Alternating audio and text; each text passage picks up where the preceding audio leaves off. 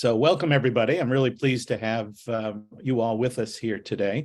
This is a series that we're doing on records modernization. This session will be on some of the new federal digitization regulations that were released just a couple of weeks ago. And my name is John Mancini. I'm president of Content Results. Some of you may recognize me from my nefarious past in being the president of AIIM for 25 odd years. Some people emphasize the odd part of that 25 years. I also do some consulting work with a whole sorts of other people, QAI most notably, and also the infotection people that do M365 governance, and also the MER conference, which is in the process of going on right at this very minute. I am in a hotel room, and I have put all sorts of signs on the door that say, do not disturb, do not barge in, but you never can tell whether you might get interrupted along the way. So please bear with us as we have a little bit of unusual circumstance. I'm also the author of a book called Immigrant Secrets that I speak on frequently. So if you have any questions about that, you can find that on Amazon. So we're here to talk about this. Talk about these new regs that have been issued by NARA. And I thought about how to structure this because I will have true confessions for everybody here. I am not technically competent to dive into this in extraordinary detail. But we thought as a kickoff to begin a conversation here that we'd start talking at the level of understanding, well, what is this all about? And so I initially thought that I would give it this title, Federal Records Management, Digitizing, and the Complete Idiot's Guide. But then I thought that that kind of cast me in the role of the idiot. And so I thought maybe that might be the right branding for me moving forward. So, but what we will do is walk through what this is all about, why you should care, why it's important, and we'll kind of go from there. So there is a question button, so please post your questions along the way. There's two reasons to do that. One is that we will try to answer those along the way, but it's also because it will help tee up the next session that we will do on June 21st. And that will have two really super knowledgeable people from NARA, Kevin DeVorsey on the policy side and Jeff Reed from the operational side within the Federal Records Centers. And that'll also be an opportunity for you to tee up questions. If we can't answer them today, then it'll be some things that we can tee up in advance for them to make sure that they cover on June 21st. And this will be just the first in a whole series of questions. I think as you go through the presentation with us today, and as you think about the implications of what's going on with these new rules in your own operational environment, I think you'll realize that, this is just the beginning of the conversations that we need to have about this. So I'm really glad to have Scott Swiderski from Konica Minolta here with us today. And the reason that I invited Scott to be kind of my wingman on this a little bit as we go through it is that Scott spent some time thinking about this over the course of the last couple of years. It is something that has been with us for a while. It's been in gestation. I'll talk about that for a minute. But it's imminent in its implications, but Scott's been thinking about this for a while. So Scott, welcome. I'm really glad to have you a part of this today. So thanks for being here. So I want to start here with, it has been a long, strange trip to get to the point where we are now with these digitization rules and regulations.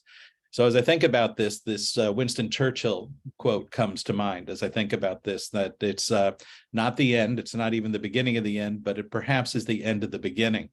And the reason that I say that is that we have all been doing digitization for a long time now. I've been involved in this industry for over 25 years, and people have been digitizing documents for a long time.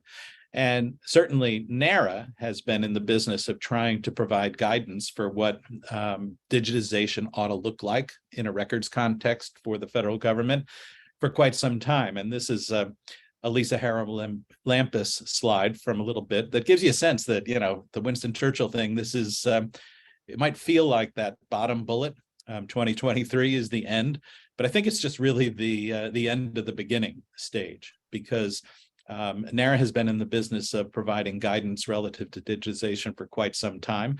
As you can see from the timeline, they provided guidance and rules relative to temporary records back in 2019. In 2020, they started the process of moving down the path of defining that for permanent records.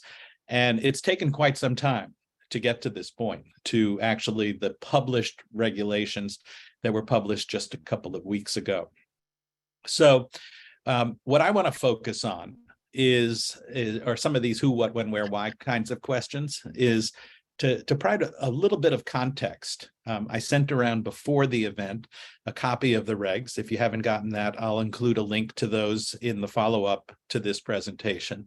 But I want to kind of spend some time thinking about this question of why did NARA do this? When do these new rules start? Where do I go for more information? What are these new rules asking us to do? And start a conversation with the community about how you ought to go about addressing the new rules, because that's going to be the key factor moving forward in really make them successful and operational and all of those good things that make rules actually work. So as you think about this, starting with this question of why did NARA do this in the first place? And it goes to this point. So the first issue that they tried to address, and this is included in the regulation itself, and so that's where this language comes from, is that the first one is that federal record schedules are supposed to be reviewed regularly. And so NARA wanted to put a little bit of an emphasis on what exactly do they mean by regularly. So you'll find that in the regulation. The second thing is that NARA previously set out a set of rules related to digitization of temporary records. And that's the majority of most federal records. I think one of the things that people don't quite realize is that these new regs apply to only a tiny subset of all the records that agencies keep. This is what I like to think of this as like the permanent stuff that for Ascension up to NARA as permanent records of the United States. The reason that I think that it's important to think about what the implications of these are is that what tends to happen is that when rules are established, they become default within RFPs, for example. And so even though the new rules only apply to a minority of records, they will tend to be included as a default regulation for all records. And that becomes important as you think about your strategies moving forward. They also tend to waterfall down into the state and local community, into the regulated community, for example. And if you want like an example of why I think that's going to happen and why it's important, is that, think about DOD 5015.2, for example, the regulation at DOD related to records management. And think about how after that initially started with a use case that was pretty narrow, it became something that was in the absence of anybody else saying anything about what a competent records management system looked like. It became embedded in all sorts of work moving forward. So I think the question of permanent records and what are the standards for permanent records, that's kind of the other piece. The other piece, which I didn't put on the slide, is that there are also a lot of language in this regulation related to metadata and the kinds of metadata that you need to attach to records moving forward. So that's kind of the why, if you will, of why NARA undertook this. And as you'll see in a minute, the rules for temporary records were pretty open in terms of what they meant in terms of digitization practices. And so, if the permanent records are the creme de la creme, kind of the most important assets of the United States, then, it makes sense that you would want to define a set of rules that were a little bit more specific and granular for permanent records than they were for temporary records, so that you can really, really get a sense moving forward of what you need to do. So When do they start? This is the one that after all the gestation period of starting in 2020, now it's like, oh my gosh, June 5th, 2023, that's pretty quick in terms of when this all starts. And so I think that's why it's really important for all of us to think about, to understand what's in the regulation, but understand that that's really not enough to think through the question of what you need to do, because how you operationalize standards is really at the heart of the challenge that I think we all have moving forward. So where can you get more information on this? And I'll include some of these links in the follow-up work that we do moving forward. But the first one is NARA itself. If you haven't been here, you really need to go here and become familiar with what it's all about. And there's three pillars here that I think are really important to understand. The first is, where have we been, which is this question of digitizing temporary records. The second is, what's new, which is the digitizing permanent records. And the third is, what is the intellectual framework, if you will, upon which all of this is based? And that's the FAGI guidance, FAGI guidelines, and some of the open DICE work that I'll talk about that in a second. So bookmark this. I'll send the presentation around. The link will be live, but go to the NARA site. So search on digitization of federal records. It's a really good starting place to go to understand what the implications of this are moving forward. Second place is that, a lot of people have heard this term FAGI bandied about. Stands for Federal Agencies Digital Guidelines Initiative. And what FAGI is in the business of doing is essentially creating frameworks for understanding what what quality means in a digital image environment. And so one of the things that's been confusing people as all of this process has been underway is that at the same time that NARA has been defining these new set of rules, they're based largely on the work that FAGI has been doing, but FAGI at the same time has been updating what they've been doing. So you've had these like two trains moving like in parallel to each other that had to intersect at some point, and they've intersected now. And the reason I didn't put a link up for this is that the link is about this long, but if you just search for technical guidelines for digitizing cultural heritage materials, it's really worth going through and understanding some of the elements associated with how FAGI has defined image quality in a variety of different settings. And as you can tell by the date, May 2023, they've just updated all of that. And there are some very, very knowledgeable people involved in creating that in the first place. And so really take a look at that and think about that. And that's why when people at first started talking about these digitization guidelines for permanent records, it was, everybody had a shorthand, which was, FAGI 3 levels of quality, FAGI 3 levels of quality. And it's a little more complicated than that, which I'll talk about in a second. But the FAGI guidelines and the FAGI document is well worth taking a look at and really understanding what's in it. A third place is, and Scott, maybe you could talk a little bit about this. You guys have been thinking about this for a while in terms of, okay, I've got to somehow meet these new quality levels in terms of imaging in an operational setting. How can I look at this and test it and understand it, and tell everybody a little bit about what this Digital Innovation Center is all about? Yeah, thanks, John. Well, maybe I'll just quickly share for those of you that aren't familiar with Quality Associates, a Konica Minolta business. One of the key service elements that we have is to operate large-scale production BPO centers. So we started to really get invested in the idea that this would ultimately materialize to a level that this FAGI 3-star became the permanent requirement. We were a bit lost as well on the how, and specifically, what does this look like? We were in the beginning asking ourselves internally, in order for us to provide this compliant data output, what would this look like in production? We knew that a lot of these historical cultural heritage projects were really more one-off a lot of stuff being worked on at the Library of Congress and so forth. But what did this really look like for production purposes? So we built this Digital Innovation Center as a facility to investigate how all this is going to be performed. It has been a lot of fun, a significant learning curve, not only for ourselves, but so many of the partners that many of us are familiar with. Questions came up like, is this a hardware problem? What are these dice targets, and specifically what did they do with these hardware devices? Do I need to refresh the scanners that I own today for hardware devices that claim to be FADGI 3-star compliant?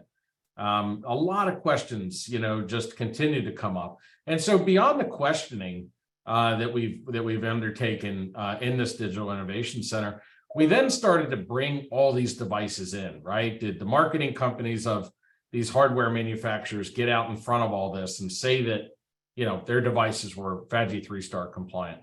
Could we get them to, go through the current validation softwares? We'll talk a little bit about that. And are they compliant in production? Does the flatbed side of this scanner's capability behave the same way that the ADF component behaves? So lots and lots of questions going on. And it's really been a little kind of mini research center for us. We've discovered a lot. We've helped, I think, a lot of the technology partners that we have. And we're now starting to share quite a bit of this with our customer base. So now that these requirements and guidelines have been finalized, the levels of activity of questioning that we're getting are increasing dramatically. But it's all around what we've been doing in this Digital Innovation Center to guide and assist and advise people on the best way to go about a solution, whether it's net new or whether we're trying to retrofit an existing environment. So we'll talk a lot more about this throughout the course of the presentation. Yeah, and I really commend you guys for trying to get ahead of the curve, because as I mentioned, by the June 5th thing, there's a lot of scrambling going on, and it's a bit of a head start in helping people understand what's going on. So let me dive into the rules themselves and kind of give an overview of what they're asking us all to do. So having spent a little time reading through all this over the course, not only in the last couple of weeks, but prior to that, consider this free advice 101. The rule's 18 pages long, so that's pretty long, and that's pretty dense reading. But I would really urge people to carefully read the comment section, because I think the comment section is really helpful and illustrative of the context in which people are talking about these new rules. So that's first piece of advice is check out the rule, read the comment section in particular, and understand some of the issues with which NARA was trying to grapple as they created the final version of the rules. The second is then turn to subpart E. As I mentioned earlier, this deals with both records retention schedules, it deals with metadata, but the part I think that we really want to talk about right now is what's called subpart E, which has to do with digitizing permanent records. And take a look at what that means. And it's really helpful, I think, to think a little bit about where this is coming from. So it is building on the previous rule with regards to temporary records. So when it's really a little overwhelming when you look at how succinct the rules were with regards to temporary records and how comprehensive they are with regards to permanent records.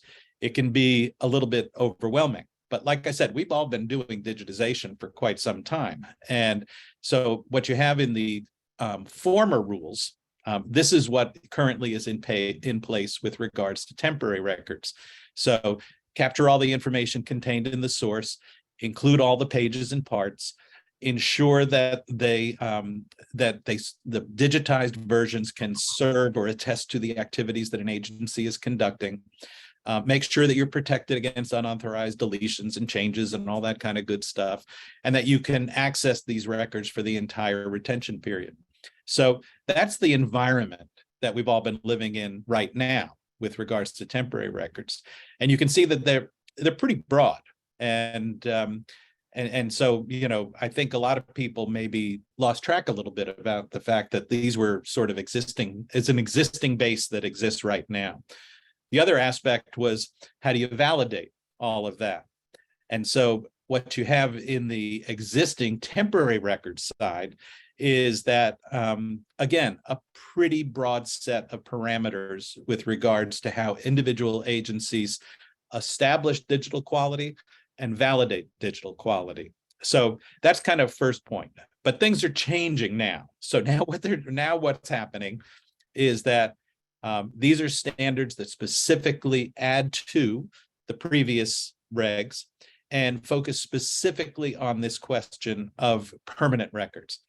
And like I say, this is a minority of all the records that exist in the world. But I think given the complexity of operations, given the complexity of how people go about this task of digitization, how requirements tend to waterfall downwards, I have a feeling this is almost going to become a de facto standard for what image process quality looks like in the future. And that's why one of the reasons, in addition to just being in compliance, one of the reasons why it's important to think about the operational implications of all this. So this is what subpart E looks like. And you can see all the different elements associated with subpart E.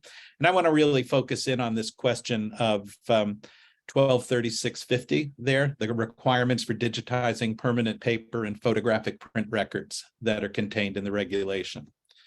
So there's some key concepts, I think, that I want to touch on. And again, keep in mind that, you know, this is an operational perspective on what's in the regs. I am not nearly as knowledgeable about image quality as some of the folks that were involved in the FADGI process of developing this in the first place, nor the people at NARA that have been involved in working with the FADGI things. But when I read through it as a person that is focused on this from a business and operational perspective, these are the four things that really struck me as key concepts to understand as you read through the detail in the rule. And the first is that it's not just about hardware. The second is that this is an effort to establish quantitative image quality definitions. Thirdly, that the question of the auditability and the verification of capture processes becomes something that is very specifically identified in the new rules. And then fourthly, there's this whole question of, like I say, we've been doing this a long time. What does this mean in terms of previously digitized records? And so I'm going to spend a little time talking about each one of those as we move forward and thinking about some of those details. So first, not just hardware. And I think this has been a confusing thing. I think hardware companies that have talked and badged different devices, if you will, as FADGI capable, that's helpful, but it's not sufficient to establish compliance with what's going on, because in the end analysis, all of this is not only about hardware. It's about hardware in the context of operational processes. And that's, I think, where things get a little squirrely and a little crazy. And Scott, I think you've in the Innovation Center, I think you've spent a lot of time trying to figure this issue out. If you could just talk a little bit about that and give people a little context, I think that would be really helpful. Yeah, sure, John. I think it's really important, first of all, to realize that that this is not just a hardware type of compatibility component to consider. It is a process. There are a variety of lots of different hardware companies sort of suggesting at the highest level that their devices are FADGI 3-star compliant. But the difference between thinking about, if I replace my hardware device, that something says or suggests that it's now FADGI 3-star compliant, you know, does that ensure, right, your agency is effectively going to be able to comply with this output? The answer is no.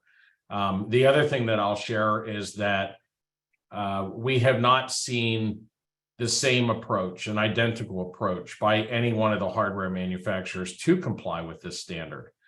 Some are in the pre-process, others are effectively operating in a bit more of the post-process.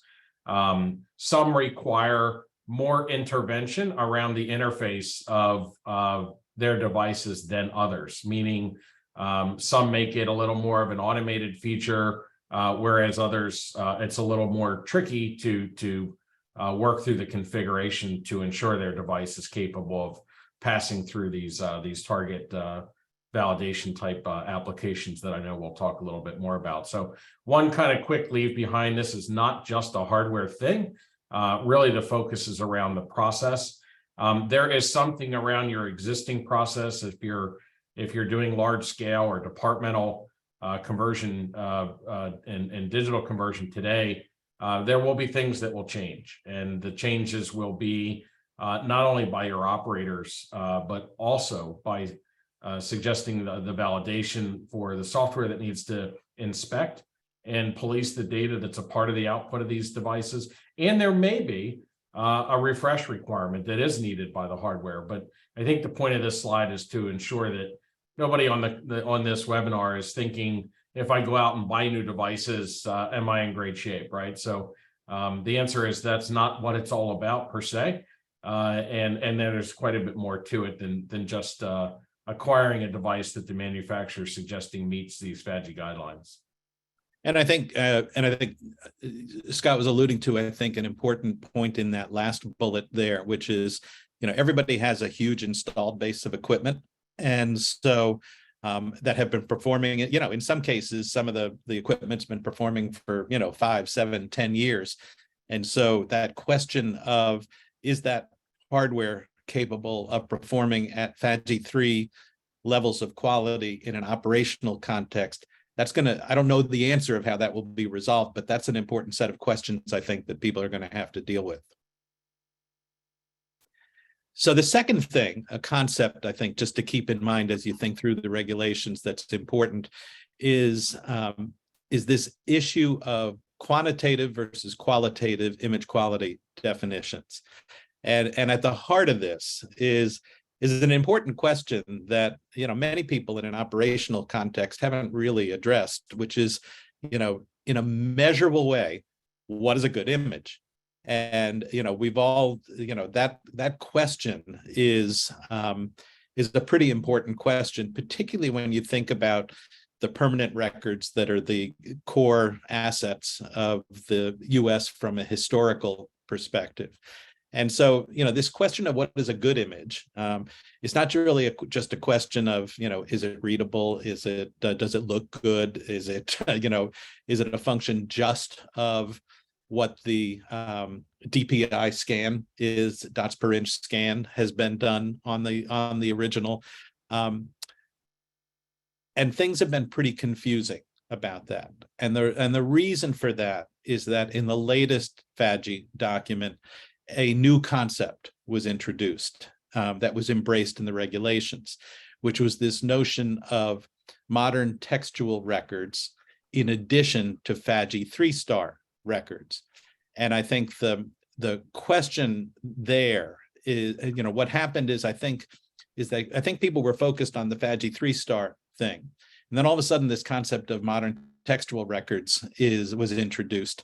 And I think people got very confused at like, what? Where did this come from? And what modern textual records are designed to represent are essentially all the documents that we produce now on paper that are, basically prints of digital things that we've done. And they're trying to create a distinction between that and things like photographs. And the way and so people got confused by that, but I don't think it's necessarily as confusing as it seems. And again, from a layman's perspective and going through what's up here. So these are the two kinds of documents that are in there. And everybody was talking exclusively about FADGI 3-star until about 2 or 3 months ago. And then this notion of modern textual records came up. These are the definitions that are included in the regulation. As you can see, FADGI 3-star, in the FADGI document, these are called documents unbound general collections, are for all the things that are really tough to scan, and have, dubious legibility characteristics, if you will, manuscripts, illustrations, graphics, photographs, that kind of thing. And so there's a set of requirements that tie to those in the new regulations. The second bunch is all the, a whole bunch of stuff that, has moderate to high contrast with ink and paper background. Think about documents that get produced in a whole variety of things. And those come under a new category called modern textual records. And so you have one set of documents and information that you need to scan that are on the FADGI 3-star scale.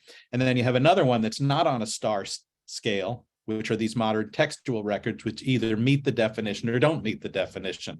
So it's been confusing, as people think through this and what it means.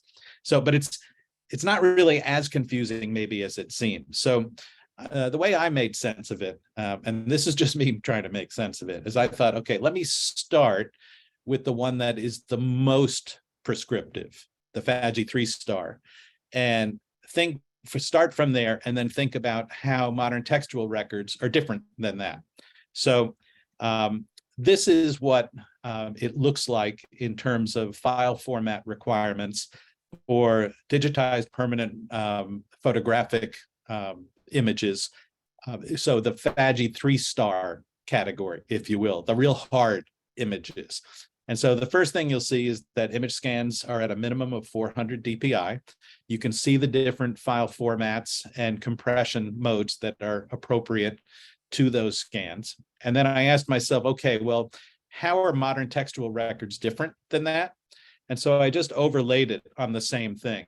And what you can see is the difference is that modern textual records basically can be scanned at a minimum of 300 DPI. And you also have an additional format and compression set of criteria. Most specifically, for those of us that have been in the records field for a while, it allows for PDFA. So that's the first thing related to file format requirements. So then the second thing really gets into the weeds in terms of what image quality looks like. And this is these are the hard ones. This is the FADGI 3-star levels of quality. These are all the criteria associated with that. And so again, then the question becomes, oh, okay, if I have documented FADGI 3-star compliance, is that consistent with modern textual records compliance? And by and large, probably yes, because the difference are the items in red here. So you can see they're very, there's a great deal of overlap between the two. They're not the same, but there is some overlap and consistency between the two, which is, I think, what they were trying to accomplish in the first place. So that's a pretty complicated set of things. And it's kind of even more complicated when you think about an operational environment. So say you're scanning a 50-page document and 47 of those pages meet the criteria of a modern textual record, and you think to yourself, okay, well, that means that has a certain set of implications in terms of image quality, but it has 3 pages of photographs in it.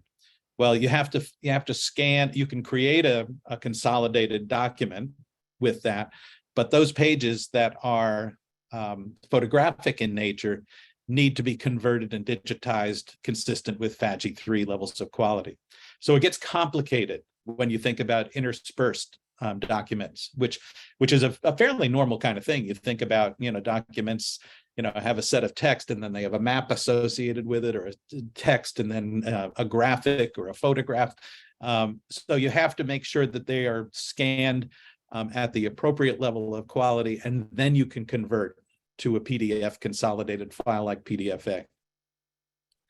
The third thing that I think is an important concept to keep in mind, and this is particularly given that, when you think about how the standards existed with regards to temporary records, and in terms of the process of scanning, it was pretty open in terms of what that looked like, and pretty much up to individual agencies to determine this.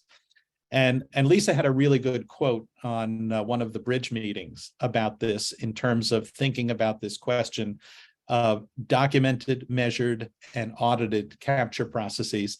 They are defined very specifically how you have to go about that in the new regulations. It's not left up to individual guidance to figure out what a quality process looks like. It's defined, but how people will go about now taking those requirements and dealing with them in an operational sense is at the crux, I think, of the challenge that everybody has moving forward. So when you think about that, this raises a set of implementation issues that folks ought to be considering. Is like, how do you go about implementing a process that is documented and automated? How do you deal with the reference targets that need to be a part of any auditable process with regards to capture? Because they change over time. They accumulate dirt, scratches, all sorts of stuff. How do you test your equipment? How often do you test your equipment? In what context do you test your equipment to make sure you're still consistent with those levels of quality? And then if you, how frequently do you need to scan a reference target so that you can make sure that you're detecting problems as they arise? Whole set of things, testing equipment again, checking that all those parameters are consistent moving forward, making sure that you're using the right compression type along the way, and ensuring that you're not changing along the way. So that's 2 slides with a hell of a lot of complexity associated with it as you start thinking about what do these image quality standards mean in a operational environment that in many organizations is being conducted at scale. So this then gets to what are the software tools associated with how you might go about determining a consistent and audible and compliant imaging process. And so to my knowledge, and this would be a good place, particularly after the meeting and also maybe in the comments, if folks know of other tools that are available to help people do this, I'd love to know about them, but I haven't been able to find any, and so the 2 that I've found are the Golden Thread software from Image Science Associates and the OpenDice software. And to my knowledge, those are the only 2. And I think, Scott, you've spent a fair amount of time, particularly on the Golden Thread side, kind of understanding what that's all about. And maybe you could just chat a little bit about that whole process. Yeah, sure, John. So just to clarify, I suspect the audience is made up of kind of 1 of 2 ranges. Those that are sitting on this webinar and their head spinning, going, "What is all of this, and where do we start?" And then there's probably a smaller percentage of the audience that's started to get involved, and to what level of involvement.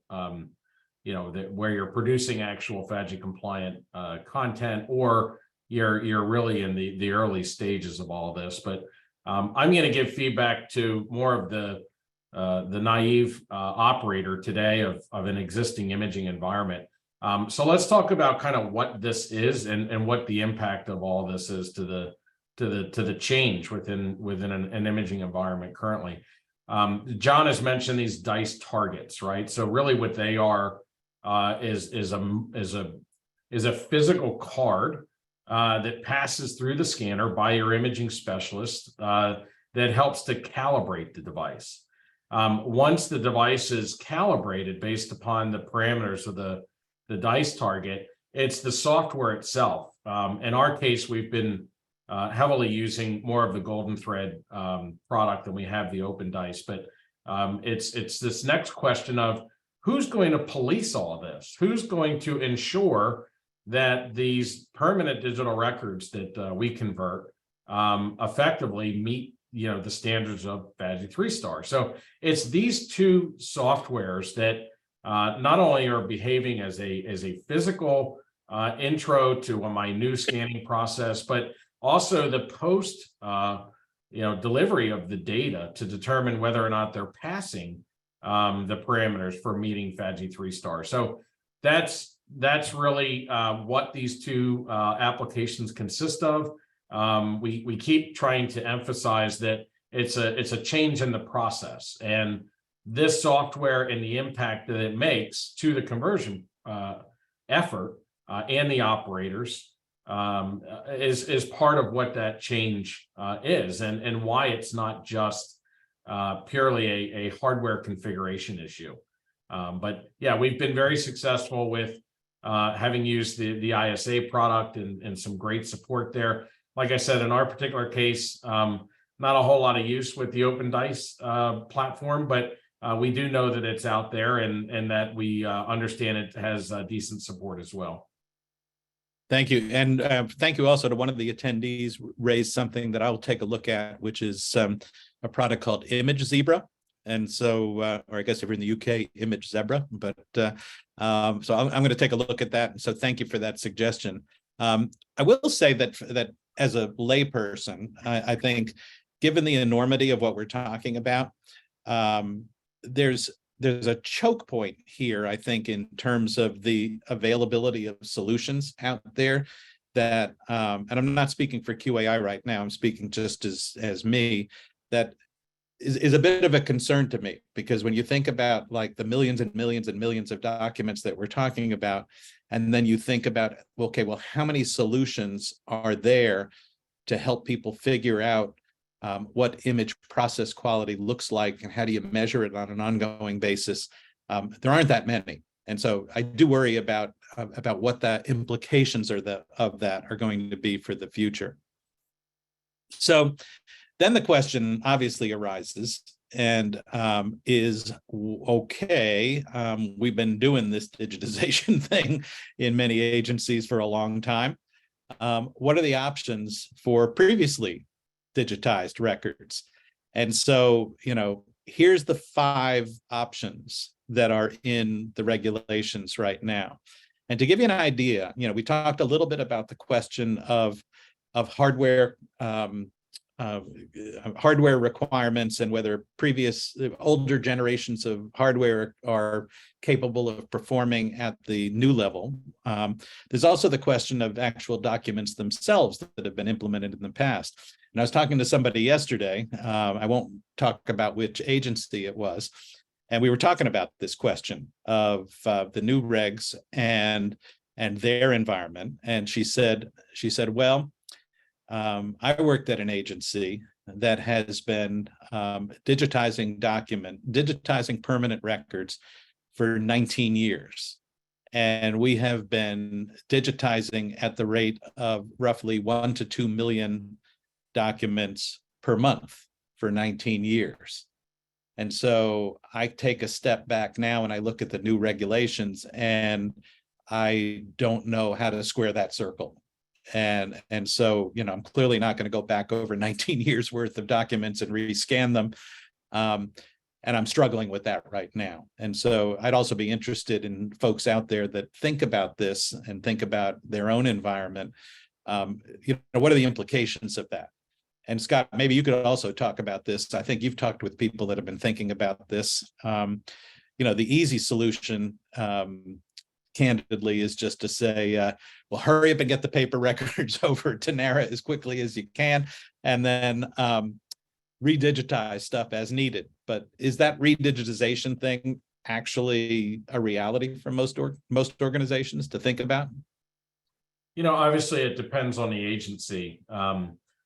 Certain agencies have a greater number of permanent records than others have. The measurable within the industry today in terms of what are people taking on is said to believe that 5% of most agencies' record collections are considered to be permanent. So thinking about it from that perspective, what is now the new undertaking to redigitize all of this material? Previously the majority of all these permanent records were physically provided to the NARA Federal Record Center. So one of the decisions the agency needs to make is, am I going to go back and consider any of what we've done with digital conversion to be part of what it is that we want to submit to NARA electronically, and or is this a day forward approach? All of that and those type of questions are what we're actually getting on a weekly basis. The one thing that I will share is that there does not appear to be a process or a software or the combination of either that can render existing content that's been scanned previously into what would be considered a FADGI 3-star compliant output. So having to redigitize a lot of this source material obviously is a part of the recommendation that we provide. Until there's some other solution, that is what we suggest. And that suggestion could be quite overwhelming for most agencies. So we then move from the consideration of going back and considering historical collection rescanning to let's take a look at what we can do from a day forward perspective.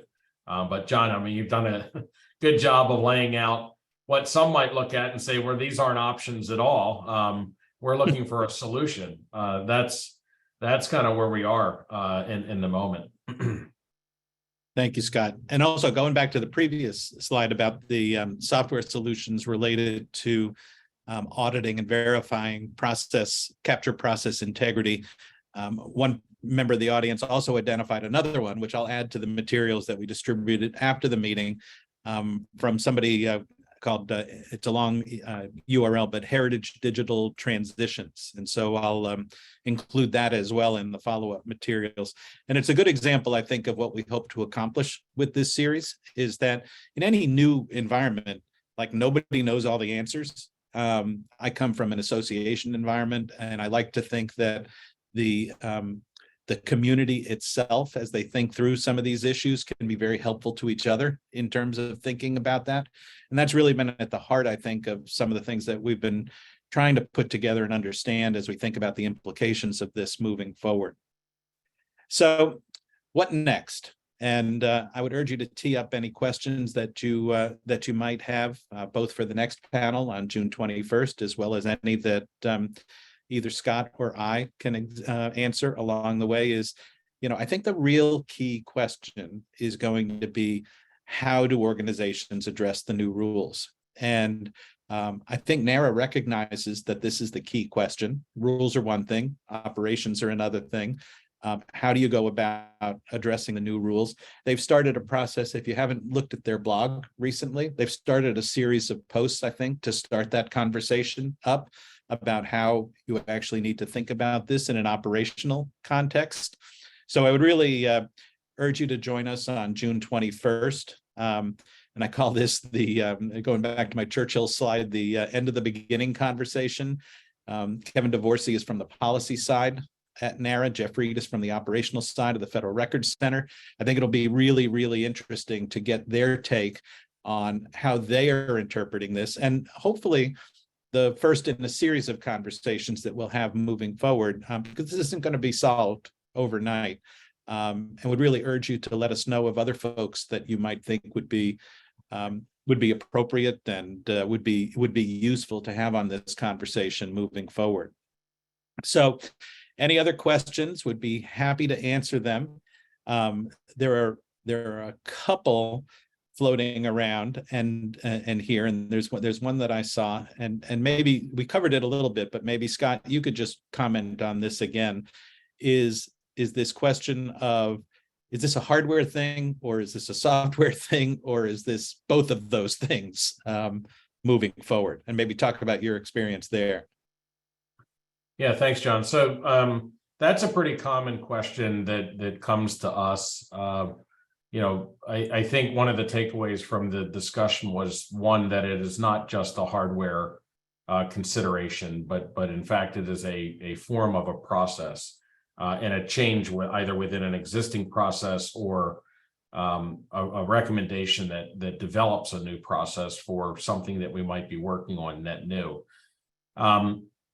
As these guidelines, I think, got closer to becoming finalized, there were quite a number of agencies, through our own experience, that were sitting on the bench, and the sitting on the bench comment is really do we really need to do this, right? Or should we be taking it into consideration? And if we are to take it into consideration, what is the magnitude of this, right? So sort of define for me what that level of effort might be.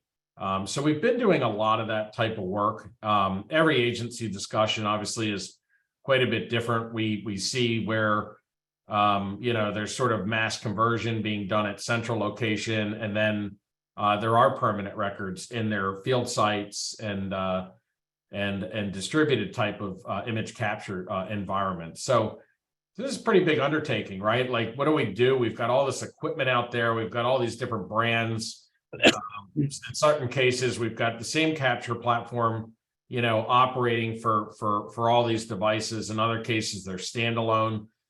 So I guess the number of variables and so forth that need to be brought into consideration in most cases, because a federal agency is generally a very large organization operating with a lot of stovepipe, but also in certain cases enterprise deployments of image and image capture and so forth. There's a bit to it, and now that the guidelines have been finalized, we're excited about the idea that we no longer have to talk about this as a maybe consideration, but it's a definite consideration. Yeah, a lot of stuff, John, that you've brought up is an everyday sort of reality for the questions that are coming through our doors, and putting our technical folks out in front of this sort of thing is generally what we do. Most of what we have to do is to sort of define the scope of what we're dealing with at first. Is the agency trying to boil the ocean, or are they just simply trying to meet the bare minimum of these expectations that they've now realized have evolved and changed on them? So they're really, the conversations are all over the place at the moment, but the learning curve, I think, is very high, both for ourselves as well as the agency, to get up to speed for purposes of compliance. There's a super important point that somebody mentioned in the comments, which I just wanted to highlight. Is, okay, first of all, this deals with a very minor portion of all the records that people are dealing with. So and again, in my amateur parlance, I refer to these as like the permanent record. This is like the stuff that is permanent for ascension to NARA, that's going to last forever, all that stuff. And so and I've seen various estimates of how many of those there are, and what percentage of those of all records. And the percentage that I've seen is like 5% to 10%, something like that, of all records. So that's the first thing. Keep in mind, there's temporary and then permanent. Second thing is that at the heart of this was an attempt to answer the question of, okay, if we, and this is typical in a corporate or a business context, is that once I scan the document, can I destroy the original? So this is intended to answer the question for those permanent records, which, again, the creme de la creme, if you will, of federal records. What are the parameters that we need to have in mind if we're going to destroy the paper ultimately? And so that's a key concept, because that's why the standards are so high, because obviously if you destroy the paper, you can't go back. And so that's a different kind of a record maybe than one that has a limited retention span or something like that. So that concept, I think, is important to keep in mind. The challenge that I see organizations having, and maybe Scott, you could comment on this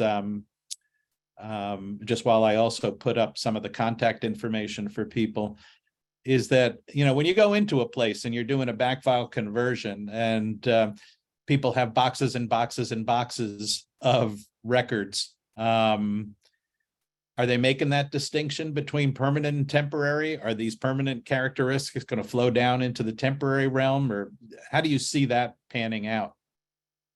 Yeah, I mean, now that the distinction carries differentiation in terms of the process that needs to be managed too, between permanent and temporary, that is something obviously that is being defined in the scope of a lot of these conversion efforts.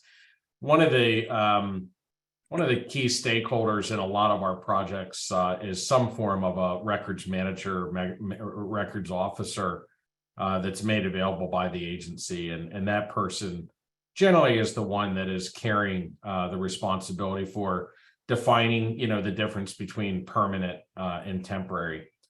The other thing, John, I wanted to kind of quickly share, and I know we don't have much time left, but this idea of, FADGI 3-star, some people on this call have to be wondering, where did this come from and why? And I think we've made an attempt to describe the why. The industry, from a private industry perspective, there have been a lot of devices that for quite some time have been compatible for creating, FADGI 3-star type devices, but they've not necessarily been companies that are operating in the realm of production.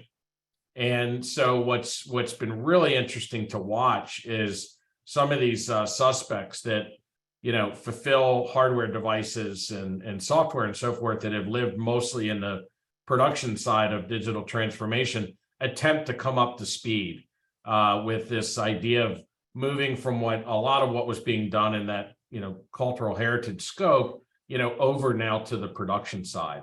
And that's what our Digital Innovation Center is attempting to deal with, is not dealing with glassware type of projects or one-off preservation type of projects, but putting considerable volume through an imaging process, and how it is that's going to become compliant with FADGI 3-star has been the challenge. And that's like where the majority of our efforts been focused on over the past year, for sure.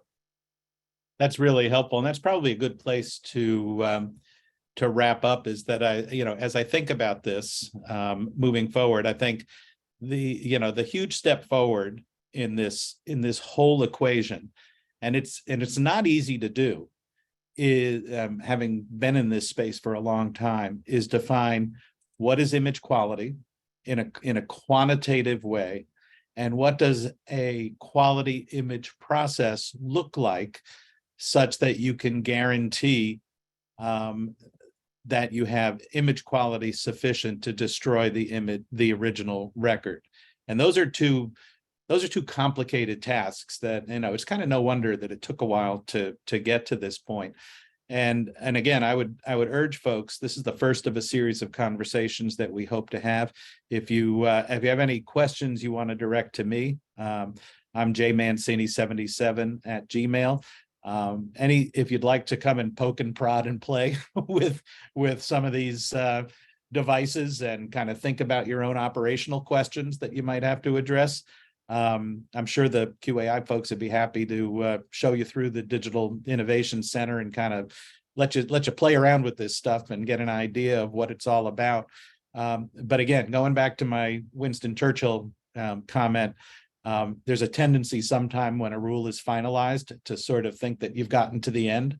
And I think this is just a stepping off point for the end of the beginning. We've got a whole series of things that everybody needs to do. And if we can help bring together folks to talk about some of these issues, then we'd be happy to do so. So thank you all very much for the time. And Scott, anything else you want to close with before we wrap up? No, I just want to let us know your questions. Yeah, thank you for offering our facility as a place to come and touch and feel. The facility obviously is, as much as it is a digital innovation center for all things technology and process, it's also a digital collaboration center, because I feel like most of the people that come and see us want to talk about what it is they're trying to do.